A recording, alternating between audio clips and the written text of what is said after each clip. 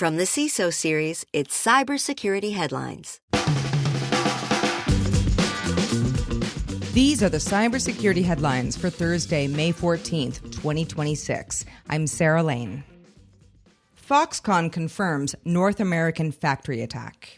Foxconn said that several North American factories were hit by a cyber attack claimed by the Nitrogen ransomware group, which says it stole 8 terabytes of data, including confidential files tied to customers like Apple, Intel, Google, Dell, and NVIDIA. Foxconn said it activated incident response measures and is restoring affected operations. The ransomware group continues to pressure some victims through data theft and file encryption. BitLocker 0-day accesses protected drives. A researcher known as Chaotic Eclipse, or Nightmare Eclipse, released proof-of-concept exploits for 2 unpatched Windows 0 days, dubbed Yellow Key and Green Plasma, including a BitLocker bypass that can expose encrypted drives through the Windows recovery environment. Security researchers confirmed parts of the Yellow Key exploit, which abuses NTFS transaction logs to launch a command shell with access to unlocked BitLocker volumes on TPM-only systems. The disclosure follows earlier leaked Windows exploits from the same researcher. MDASH patches 16 Windows flaws. Microsoft unveiled MDASH, a multi-model AI system that uses more than 100 specialized agents to discover and validate software vulnerabilities in Windows codebases.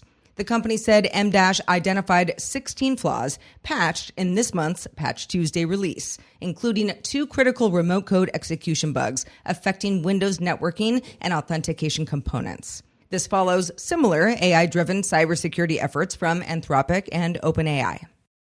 Mistral develops new AI model for banks.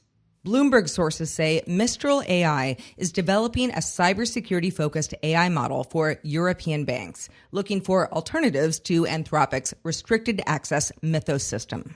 The company has reportedly been in talks with financial institutions concerned about AI-driven cyber threats and Europe's limited access to advanced U.S. security models. Mistral CEO Arthur Mensch also argued that Europe needs domestic AI security tools to avoid dependence on foreign systems. Huge thanks to our sponsor, Doppel. Social engineering attacks look trustworthy, a routine request, an internal email, a familiar face on a call, but Doppel sees through that disguise. Its AI-native platform detects and disrupts attacks across every channel while training employees to recognize deepfakes and deception. They fight relentlessly to protect your business, brand, and your people. Doppel, outpacing what's next in social engineering. Learn more at Doppel.com. That's DOPPL.com. Exim mailer flaw allows remote code execution. A critical remote code execution flaw was disclosed in the Exim mail server, affecting versions 4.97 through 4.99.2, compiled with GNU TLS and certain SMTP features enabled. The vulnerability stems from a use after free bug during TLS shutdown that could let unauthenticated attackers execute commands, access emails, and potentially access compromised environments. Researchers at KBOW said AI-assisted tools helped accelerate exploit development, though a human researcher ultimately produced the successful exploit. Bug Hunter tracks down 3 massive MCP flaws. An Akamai researcher uncovered 3 major vulnerabilities in Model Context Protocol, or MCP servers, tied to Apache Software Foundation DORUS, Apache Pinot, and Alibaba RDS, that could allow SQL injection, sensitive data theft, or full database compromise through AI-connected systems. Apache patched an SQL injection flaw in DORUS. Pinot added optional OAuth protections, but still has some unresolved issues. Alibaba reportedly declined to patch its RDS MCP vulnerability, which researchers say could expose sensitive metadata through unauthenticated requests. Attackers weaponize Ruby gems.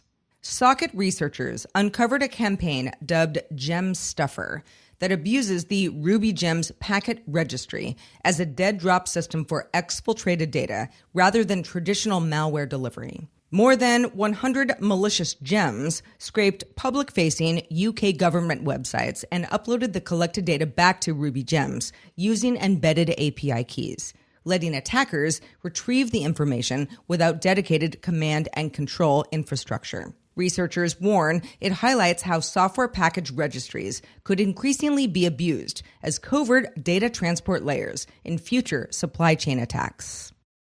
Tables turn on The Gentleman. Check Point analyzed leak internal data from the ransomware group The Gentleman after unknown hackers breached the gang's back-end systems and began selling 16 gigabytes of stolen data.